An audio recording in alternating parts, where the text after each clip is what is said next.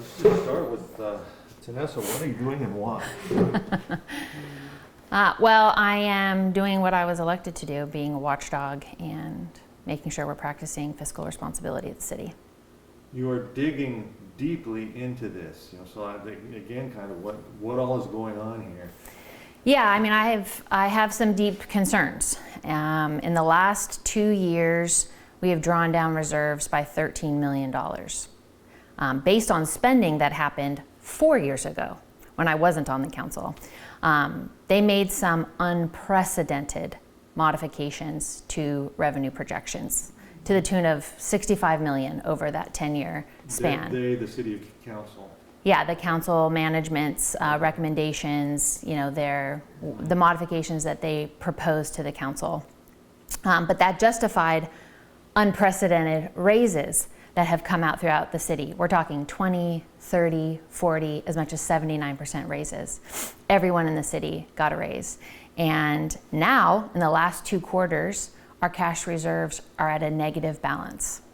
And so that's obviously quite concerning. And so when this new solution of a sales tax come, my concern is that it's not going to give the people all of these amazing amenities. It's really just going to plug a very deep hole that we have dug ourselves into. Can it do that? Because supposedly, it's earmarked for those certain percentages for certain things. Yeah, I mean, I think that it can. I think the hope is that it would add, but I don't think that it will. I don't think that we've gotten the full story, and all of this work is because I intend to give the people the full story of what has happened. I do not think that we need new taxes. I think that we need responsible and honest management, and from what I have seen, we haven't had that. This is not a political thing as far as no new taxes. I'm going to find any way I can to. Yeah, I think that's for the people to decide. I think that we should not be telling the people what they need and not need to do. We should be making the case. In America, we are not ruled by our elected officials. We are represented by our elected officials, which means we need to give them all the information and help and empower them to make a good decision about what they need. And so I don't think we've had the full story. I tried to ask questions during the budget hearings. I was told in the budget meeting, and you can watch the video on March 13th, Barry said, I thought we had a $5 million deficit, and he says very clearly, we have an $8 million deficit. Well, that's a huge discrepancy with what we were being told. And then to find out that we've spent $13 million in reserves over the last 2 years when they told us we were going to spend $3.8 million, I needed to dig in to find out how that was possible, why that happened, and how did I not know that that was happening. And I've called all the past city council members that were part of those budgets and said, did you know that? And did you know that we were this far in the hole? And they were not aware. And so management needs to bear some responsibility as to how our spending from 4 years ago affecting a budget now that we passed, understanding we had maybe a $108 million budget, but it actually turns out it was $140 million. So there's just a lot of information that I think the public is not aware of in its aggregate, and I've been trying to deeply go into that so that I can clearly articulate where we are financially and what's going to help us in the future. Are you alleging cover-up or sort of omission, just by not telling people? Because what you're telling me, you're making me feel a little better if you didn't know this, because I didn't know this. Yeah, well, I think that's sort of like that they were trying to fill with reserves. I can tell you what I know for sure. I've not gotten the reports. September 2023 was the last time that I got a complete financial report. And so the amount of reports that we have been given typically do not exist now. So when I went to go verify, what do you mean it's 8 million, not 5? I couldn't find those answers because we've not been given those numbers. The proof of cash report, that is a monthly report that goes out to the council to prove that what they're saying is true as far as what the cash is that we have, has not been given to us in September of 2023. The proof of cash. So if the council's not aware of what they're not receiving, I mean, I've been on the council for 2.5 years. I've sat with 3 different councils in that time. So the iteration of the council has changed 3 times just in the 2.5 years I was there.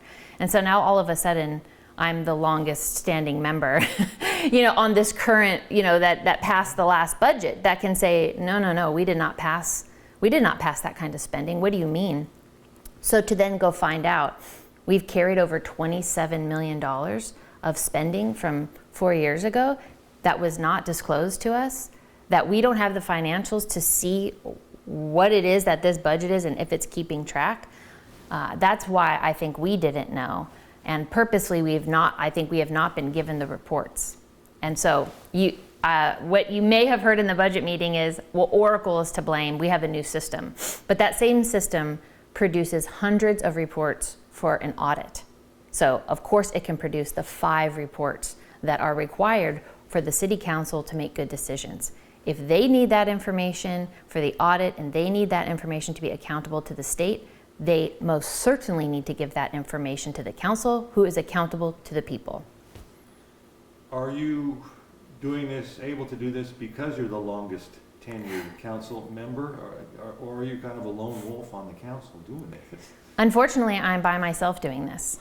And I don't know why the rest of I know what they have said in the budget meetings. They've not asked a single question. In that budget hearing, when we finally got the budget, which we only had 6 days to review it, this massive binder of 400 pages or 300 pages of a budget, we had a week to go through that. They didn't ask a single question. And as I began to ask my questions, because the numbers don't add up, just very basic math, the expenditures, what they tell us we're going to have and what's on the page don't match. And so very simply, the expenditures are wrong. And as I begin to ask those questions, I was gavelled down and they took a vote with no questions asked. So I don't know why they're doing that. You can ask them why they've chosen to keep their head buried in the sand and not to pursue this. But I have been giving the warning signals over and over and over that there is a problem with this budget. And it matters because every single bargaining unit, every single member within the city, all the staff, their MOUs are coming up again. So in 2025, all the renegotiating is happening and everybody is continuing to ask for more raises. And so because that is, or COLAs or whatever, so because that's happening, the council really needs to understand all of this so that they can make wise decisions. And I don't see that is happening. They're thinking that we're doing better financially than we are because that's what they're being told. But if you look at all of the information, you will know we are not doing well financially. That doesn't mean we can't do better. That doesn't mean we can't dig ourselves out, but it's how are we going to do that? And when we have more staff than we've ever had in the last 5 years, and we're paying them more than anybody in the area is being paid, there's some hard decisions that have to be made, and they have just chosen not to do that. So I'm going to try to simplify this. So there's a much larger deficit than you're being told, and you're thinking that this proposed 1% tax is going to try to fill that hole rather than go to where it's the supporters are saying it's intended to go. I think that with the amount of problems that we have, I think the perception of the public is that if I give you this 1%, you're going to fix the problems that we think we have as far as the amenities, and we're going to have a new fire station, and we're going to have, and we may get ourselves back to where we were, but that's not more than what we had. And there's no way for us to be able to afford a new fire station. That's just not even possible, even with that money year over year. That's not going to happen. And so, for instance, the raises that were given to fire, which I was a part of, I'll take full responsibility. We were told it was going to cost us $1.9 million a year. It turned out to be $3.6 million in the first year. So the numbers are off. And that's a problem. So you need to get your house in order before you go ask people to be contributing more to this. I think our house needs to get in order. Your thought on where we should go from here then? I think we should have had a real budget workshop where we really looked at the numbers. We really looked at how many staff we have. Is that what we need? In this particular financial climate, what is responsible for each of these departments? Where do we need to thoughtfully grow? Where do we need to thoughtfully scale back? What is going to be pay that works? What can we actually afford? And none of that happened. None of that happened. And that is the next step that needs to happen, because if that sales tax doesn't pass, it will happen right at Q1. And so Judgment Day is going to come in November, whether the sales tax passes or doesn't pass. That budget will change Q1 because it is inaccurate in its start, and it either gets fixed by a sales tax or it gets completely changed based on the fact that they are not going to be able to have extra revenue to deal with their bad spending. So all of this is going to come out? It is going to come out, yeah.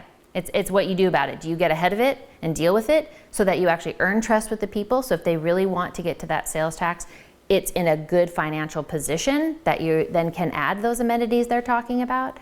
Or do you just hope and pray that it all works out? So sort of ask again, are you saying there's like intentional, I won't use the word fraud, but intentionally kind of juggling the numbers to allow for these raises? Or is it just by omission? They're just not telling anybody? In my experience, we were told one thing, and when I looked for the facts to back up the narrative and the things we were being told, I could not find those facts. I found different information. And so what I'm going to do is provide all of that information to the public, and they can make their own decision as to what they think that that means. I personally just know the result. The result is we can't afford the raises that we're given. We've had an increase personnel costs of 30% since 2021. A 30% increase. That's $18 million. So we cannot afford what the decisions that were made. Whether or not the council fully understood that, I can't say that I can't say that I would have fully understood it, because I've gone back and read the staff reports, I've gone back and watched the videos, and what they're saying and what happened are not the same. So the raises are top to bottom, administration all the way down to a brand new hire. Absolutely. Yeah. Yes. And top management went up even higher than everybody else. So there's massive raises that I think that the public will need to know. Anything else you want to say? Well, I don't want people to just take my word for it. I want them to look at the information, which I will provide. But I also enlisted our former finance director to validate, to look at what I was seeing and tell me if I was reading it properly, or is this accurate, and to look at past video and to just go through the numbers, go through this budget to tell me, I think something is off. These numbers don't add up for me. Is this adding up for you? And so that has been an anchor point. I'm not the expert, but I am responsible for the budget. I am responsible for what we're telling the public. And so I looked to an expert to tell me, is this accurate? Is this the way that it's always been done? It's why I had to go back 8 years. I had to go back 8 years of audits, 8 years of budgets, and 8 years of staff reports to figure out is this normal? What are the best practices? How did we used to do it? Is what I'm seeing an issue, or is it just the way that business is done? And that is the journey that I have been on to make sure that the people really have an understanding of what's happening. How long is that journey? How long have you been? I've been doing this, well, my warning bells went off on March 13th, which happens to be my birthday.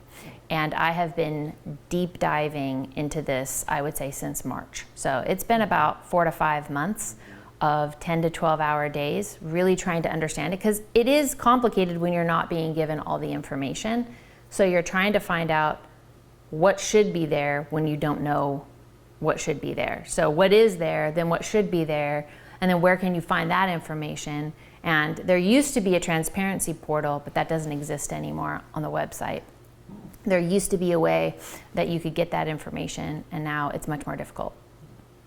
How and when will you release this, and in a way that somebody like even I can understand? Yeah, it's so many things. So there's a lot of rabbit trails. There's just a lot of tentacles that happens in this journey. I don't have string on the board, but I could have done that. And so my plan is to put out just a master document for people to go through, because it's too much to get into the numbers and to get into the weeds, but it's actually really important. So I will put online like sort of a master report for people to be able to look and to view, and I'll link it to all of the staff reports and the documents so that you don't have to take my word for it. You can look yourself and make your own judgments. When do you think you'll do that? I'm planning to do it by Sunday. Oh, okay. Yeah. Okay. Yeah, and then if there's more, I'll continue to add more as I find it.